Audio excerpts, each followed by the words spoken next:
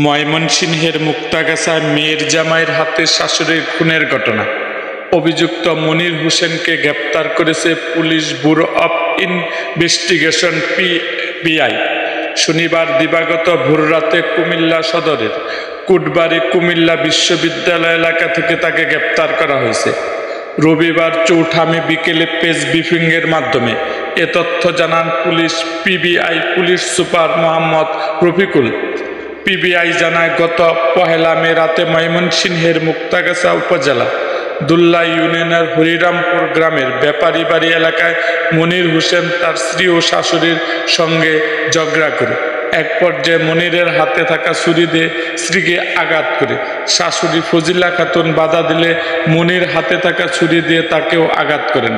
এ ঘটনায় দুজন গুরুতর আহত হলে স্থানীয়রা তাদের উদ্ধার করে ময়মনসিংহ মেডিকেল কলেজ হাসপাতালে নিয়ে যান। সেখানে কর্তব্যরত চিকিৎসক শাশুড়ি ফজিলা খাতুনকে মৃত ঘোষণা করে। এ ঘটনায় স্ত্রী রুমা আক্তার মুক্তাগাছা থানায় মামলা দায়ের করে। এরপর থেকে মনির পরিচয় গোপন করে আত্মগোপনে ছিল। এ ঘটনায় পিবিআই তথ্য প্রযুক্তির সহায়তায় ও গোপন সংবাদের ভিত্তিতে পিবিআই হেডকোয়ার্টার্সের সহযোগিতায় মাত্র ২ দিনের মধ্যে হত্যাকাণ্ডে জড়িত মনির হোসেনকে কুমিল্লা থেকে গ্রেপ্তার করতে সক্ষম হয়।